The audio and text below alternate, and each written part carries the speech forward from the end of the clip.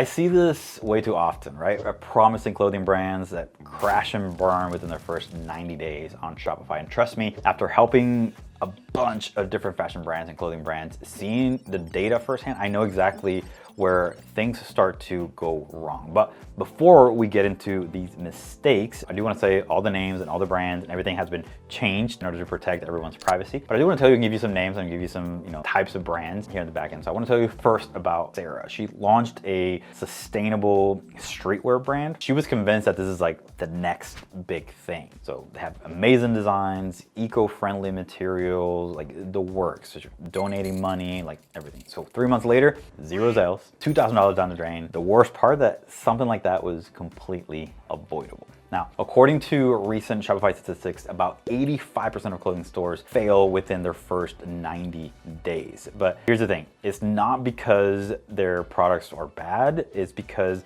they're making some of these critical mistakes that I'm about to show you. So the first killer mistake is thinking that everyone who wears clothes. I heard this so much. Everyone wears clothes. That's gonna be my target market. So let me tell you, we had another client and they came burning through a bunch of money on ads, and their brand was more of a luxury basics. But his problem was that he was literally going after everybody. And not necessarily, because we talk a lot about, broad targeting within ads and everything, but if you have a better defined version of who your target market is, it's gonna make things easier in terms of the copy that you use, how you communicate with your customers on your website, on product descriptions, on social media. Right? So here's what we did for that person instead. We narrowed it down to urban professionals, ages 28 to 35. We focused specifically on sustainability, on conscious customers. We targeted people who already bought from similar brands like Everlane or Reformation. We had a jump in conversion rate to actually 2% for a brand new company after 3 months. So doing these things and diving deeper into your target market is going to help you define and talk to your customers a little bit better. After you narrow that down, then you could potentially expand your customer base, you can expand your product base, but proving your product and your concept first is gonna be absolutely crucial. Now, to me, the second biggest killer is mediocre product photography. I see this a lot. And if you are in the clothing business, you need to wow your customers, right? It's not that customers can see that this is made out of 100% cotton. It's very hard to see with, certain photography. So expanding on your product photography and your overall visuals on your store, they just need to be absolutely fire. We've had a customer who actually had an amazing brand and amazing pieces, but her products, they look like they were shot in her bedroom. And that's because they were. They actually were shot in her bedroom. But her bounce rate on her website was 89%, which is astronomical. And after investing in professional photography and actual lifestyle shots, it dropped to about 45%. And her conversion rate doubled. And I talk about this a lot. The data just doesn't lie. Stores with professional photography see an average of 32% more sales. And then, yes, it's an investment. It takes time, but it's really a make or break for your store.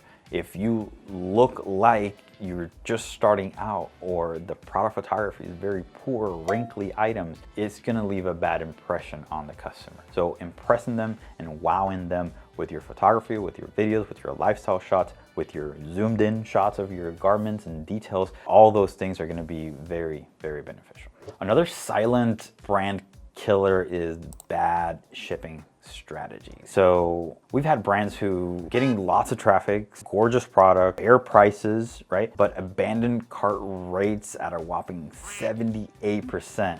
A lot of times you start looking at everything before the checkout page, but once you get to the checkout page, there's that one thing that you can control there. That's gonna be your shipping rate. For this particular brand, they had a $15 shipping rate, flat rate, for all customers no matter what. And what we found out is that was the thing that was killing her brand. And here's what the data tells us. 73% of shoppers actually expect free shipping options.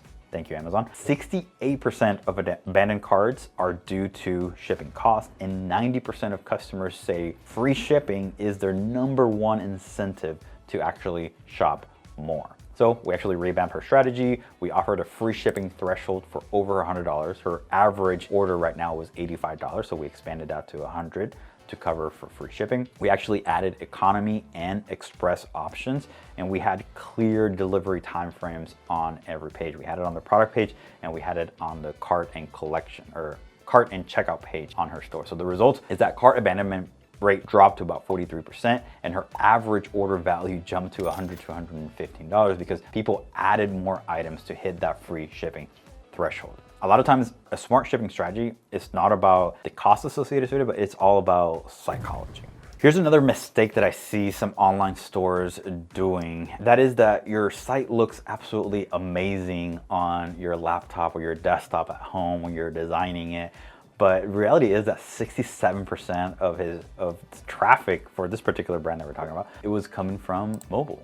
And his mobile experience was total chaos. This is something that should have caught on a little bit earlier, but one, things were taking a lot longer to load on a mobile device versus on a desktop, which is always something to consider. Anytime that you do the Google page speed report, by default they now show you the mobile version first and then the desktop to kind of bring more attention because the majority of people are coming from mobile. So images were being slower on mobile than desktop. And then the other biggest thing was, which a lot of people tend to have a lot of these floating things at the bottom. He had a chat, he had the pop-up notification down at the bottom. He also had the accessibility, and then he had loyalty. 4 different things floating at the bottom, all competing which one shows up first. The problem was that on mobile, all these things interfered with actually being able to click on that checkout button on the cart. So there were no conversions, nothing moving along on that website. Things were taking a long time to load. And at the end of the day, the customer was not even able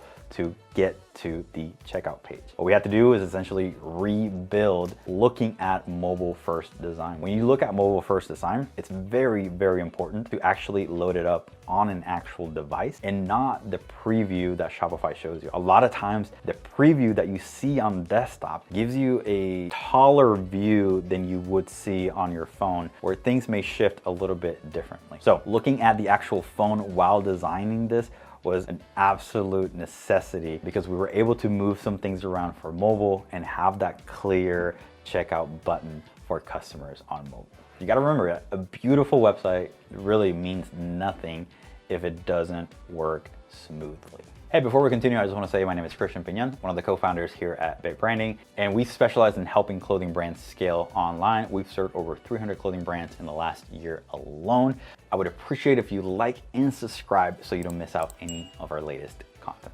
So what now? Here's your homework. Write down your exact target customer. Number 2, I want you to audit your product photo. Be honest, are they truly professional looking photos? Number 3, I want you to audit and look at what you're doing on shipping and do your best to figure out the math to offer some form of free shipping. And number 4, make sure that you go through mobile version of your site and see if you have any problems with your store. Look, I know some of these things are going to be overwhelming, especially the photography, but trust me, getting these fundamentals right in your first 90 days will actually put you way ahead of the competition.